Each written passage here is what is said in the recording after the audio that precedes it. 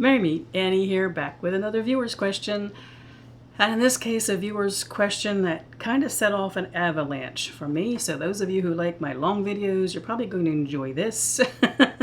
If you don't, well, you know. And it became such an avalanche that it's actually going to be 2 videos. I'll put the viewer's question below in the topic in the text box. And it is a suggestion that I make an extensive video on covens. Well, here you go, my friend. I'm going to do 2. And the viewer said, I have no idea what they do, how they operate, or what's expected of a coven member, or even how to join one, and I'd love to learn. You know, we probably don't talk about covens a lot here on YouTube in general, although some of us obviously are part of cyber or in-person covens. Books don't even talk a lot about them, although some books have been written specifically about covens and covening, or may have a small bit as part of it. I think there's an interesting greater conversation here, and it has to do with being solitary and being covened, and why we might want to be each, and in my view, how we are always solitary even if we are covened. And in fact, you know how they say I've got an app for that? Well, I have a video for that. A video I kind of like that I did a while back. At that point, there was a hubbub going on in community here and elsewhere that had to do with some sense of judging if one was a solitary or covened, and that one was better than the other. As you can tell from the tone of that video, linked in the text box, it bothered me. That's what started the video, but I stand by what I said in the video about the power of how these practices, alone or communal, can be very complementary. So, 2 videos on this topic. The first one, general answers to the viewer's questions. And the second is going to be specific with my thoughts on when we should not be looking for a coven and what we should look for in a coven. That's been something I've wanted to do for a long time. I'm certainly not the only person that's done one, but I wanted to add my perspective out there regarding that. So when we think of covens, we can start out at a very simplistic level, that we think of who we are in any group when we come together to achieve something. It could be a study group at school. It could be even in your family dynamics when you're creating something. It could be a work group that has a certain task or project that they have. It could be, well, I'll think of local things for myself. Adopt a highway. A bunch of people come together, they have a mission, they have something in common no matter their differences. We have days here where we do beach cleanup, same kind of thing. Oftentimes, if you're doing something environmentally particularly, you may find at-one views of people who have a lot of different perspectives in the world, but what you have is some shared feeling of when you come together, you accomplish something. That's a very simplistic first step on considering what a coven might be. You don't come together just to come together, to hang out, to socialize, to any casual point. There is a reason why you come together, and you've actually acknowledged that reason as a group. To me, covens are a religion of community. Now, search that out all over YouTube, out there in the pagan blog sphere, etc., about witchcraft and religion, or covens and religion. I'm speaking from my experience of the covens that have been part of the length of my life, and the kind of covens that I seek out. No, that's my perspective. And they have to do with spirituality. They have to do with a specific deity, honoring that deity, being devotees to it. I call that a religion. I might call it a religion without dogma, although sometimes it has guidelines. But to me, I got no problem saying it's a coming together in a communal religion. The sense that when you come together, there's more you can do to honor those gods and to get things done within the sphere of their influence than you can do alone. And you come together in a coven to get things done.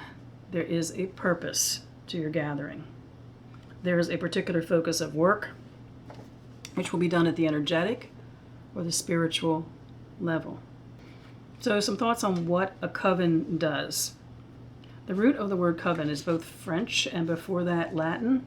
And the French word of convenir, which I probably am not saying right because, I don't speak French. But it means to agree. And that's an important aspect of what covenanting means. It's an agreement between all who are there. I'd even say it's an agreement between those people and their gods. That there's a coming together, which is a determination of the core, the center, the thing, everything, or the things everyone can agree on. The Latin root means to come together. So if you combine the two of them, agree and come together, there is something that is the focus, the centrality, the agreement, and then you come together to elevate that, to act on it, and to honor it.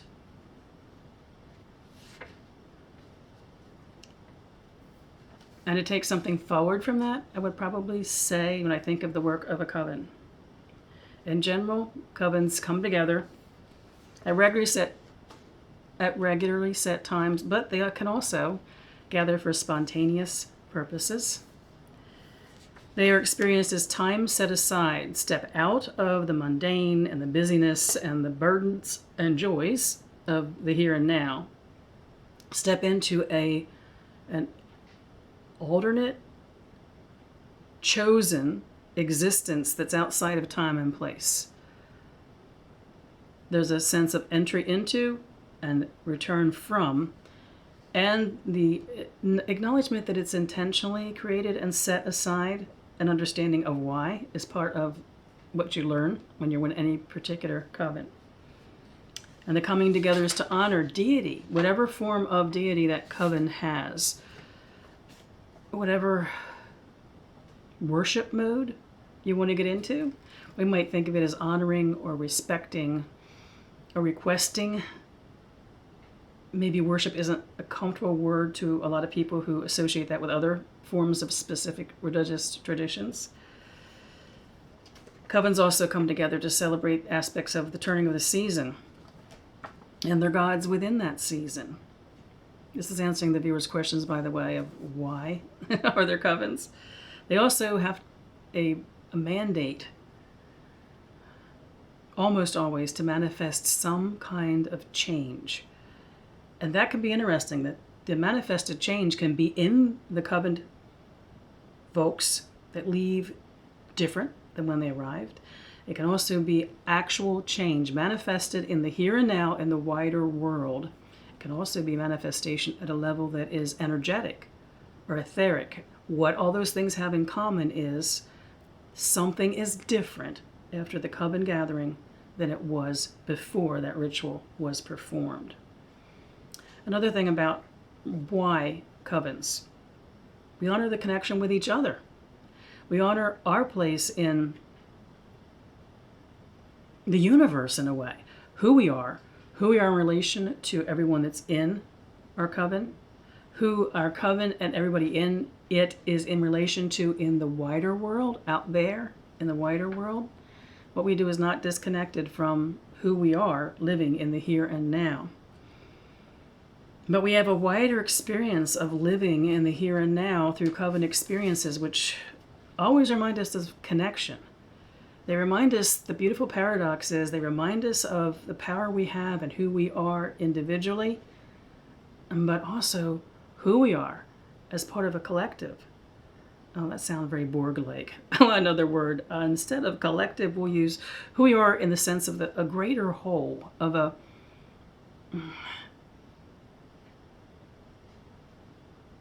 all of existence. The universe is represented as a microcosm in the rituals that are practiced within a coven's space.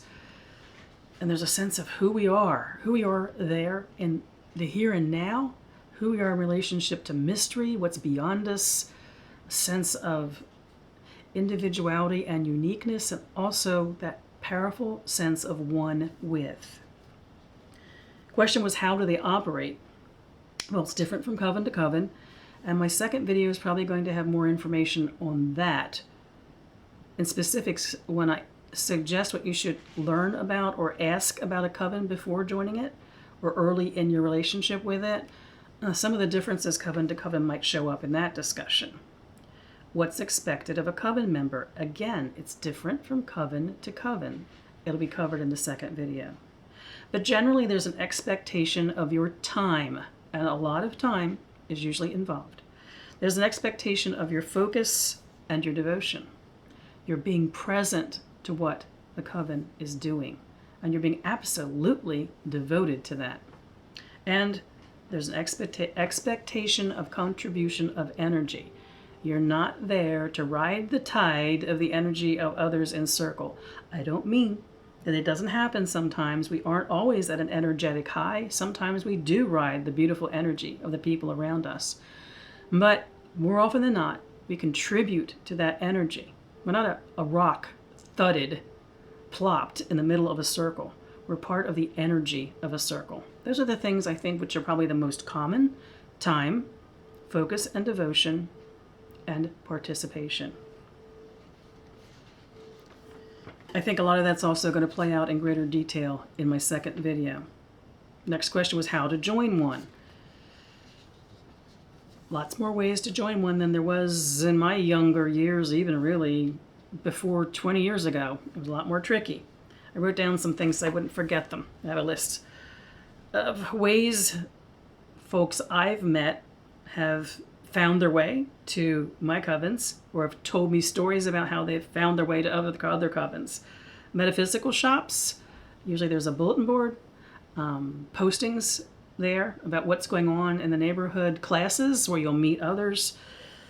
Public rituals, things like pagan pride.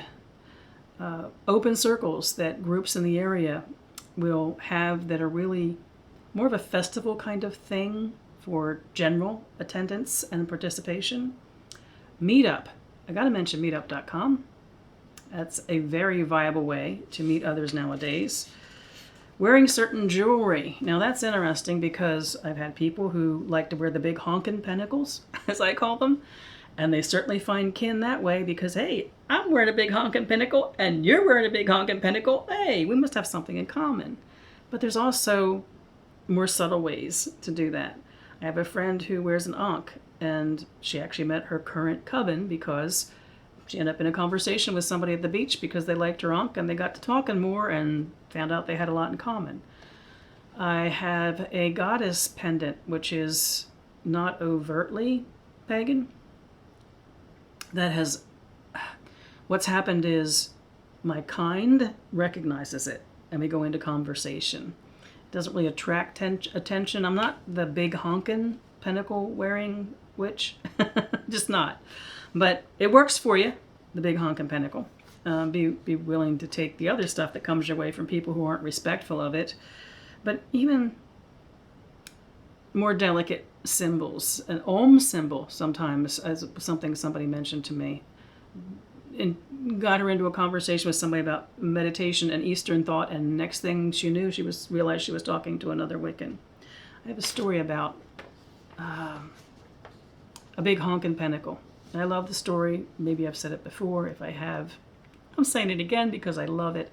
It was a Borders bookstore a long time ago. There aren't even Borders, right, anymore? And the young girl who was checking me out, oh my, she was beautiful. It's actually the first time I saw anybody with like the neon hair, and she had this gorgeous purple hair and black nails and black lipstick and beautiful eyes, and they were rimmed beautifully. She was just a stunning young girl, probably 20, university age. And she was wearing a big honkin' pentacle. And all I did when I got up to the register was I said, "Marry me." And she looked at me, and she started, and it was funny only because she was so heavily make-upped that she started with tracks of makeup coming down her face. She started to cry very quietly. And she said, "I have a break in a few minutes. Could I meet you over at the coffee shop?" I was fine with that. Wasn't in a hurry. Mind you, all I said was marry me. She cried. She asked if we could have coffee. So, met her for coffee. She is someone who'd read a lot of books and had always wanted to make contact with community. Didn't quite know how to do it. The people she was meeting, through the way she was presenting herself, well, they didn't align with what she thought she wanted to be as a witch. And no one had ever said, "Marry meat" to her. And it started a conversation over that coffee, and a friendship that lasted for years. And in fact, we did share time in a circle together until after she graduated from college, she moved away. So in her case, it was the big honkin' pentacle that did work. But there's more subtle ways of putting yourself in a situation where someone's going to recognize something about you that might intrigue them, and then conversation can come from that. Health food stores is another good place because a lot of holistic practitioners will be witches and healers, and oftentimes there's advertisements for classes and things on the board at health food stores. And I really want to mention classes and things at a metaphysical shop or at a health store, for instance. Sometimes it's not about the class, it's about who you meet in the class. You just find some people or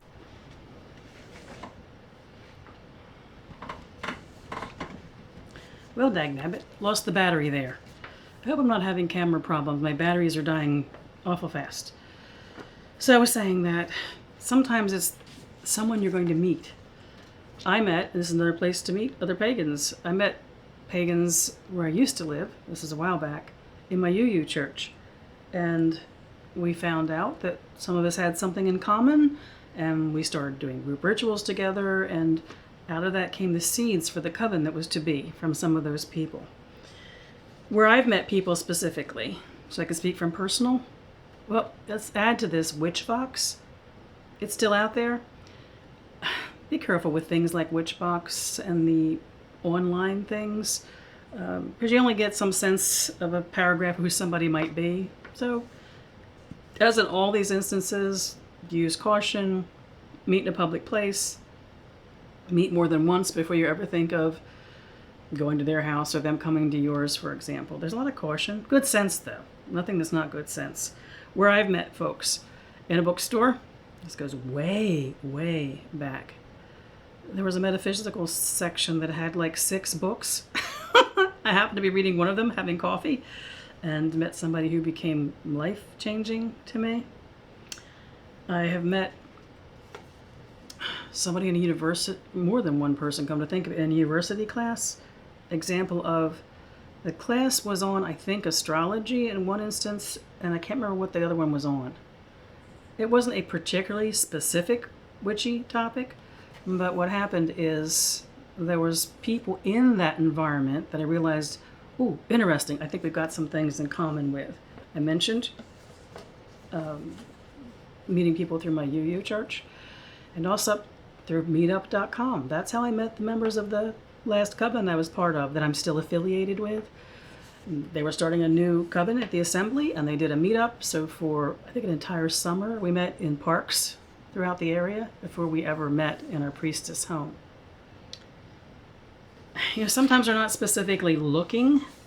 I have met other pagans doing political work because we have shared political interests, and environmental work because we have a shared passion. So there's lots of ways that you can meet others. I did want to mention something about circles versus covens. You know, circles are a great learning opportunity. Public rituals, pagan pride events, public things that even a coven that practices privately does on behalf of the wider community. Circles are a very important thing. An opportunity to maybe learn a little bit, to socialize, to meet others. If that particular group that's sponsoring it doesn't hold your interest, it could be that some people who are attending might. Circles are a really important thing, usually without commitment. Just be present to the experience of them and be with the others. Even starting your own circle can be an avenue for this kind of thing. 2 of the covens I've been part of started as a study group, where it started out just being a couple of us got together and spent time, lots of time, in discussion and talking and sharing, and it became then something that became more intimate and was actually dedicated as a coven. But don't underestimate the power of circles, whether it's attending someone else's circle, whether it's attending a study group of metaphysical topics about possibility of you're even leading one and having people included. Another thing I wanted to mention that can be interesting and maybe off-putting in this kind of journey. I read everything that Jason Mankey puts in his blog because I really appreciate his wisdom, but he had said something about covens are exclusive. Yeah, it can be a little hard to accept this, and not necessarily inclusive. And they have a duty to the people in their covens to be sure that whomever they invite to private celebrations is complementary to their groups and their goals and their energy and their deities. So circles are open and more ecumenical in a way. Covens can be exclusive, and by nature they need to be exclusive. Probably more about that in my second video too. So I hope that is a general introduction to the questions that the person had about, in general, about what a coven does and maybe why one would join a coven. I think that'll become even more obvious in my second video. I'd like to know if you're in a circle, and I make the distinction between a circle and a coven. How did you make contact with those people? And why? Why? Why be with them? What was the purpose behind it? How are you better for it, perhaps, would be one way of looking at it. And what do you accomplish together in those groups and circles? And the reason I'm asking that is there's been some good conversation in almost all my videos as I've come back this time, because I encourage it. And I encourage it from everyone who watches my videos, most of whom don't do videos, to be part of a community within my comment section. Your experiences are going to be a benefit to someone else, especially if they were different than mine. So please feel free to share. In the meantime, I wish you all mirth and reverence. Merry part.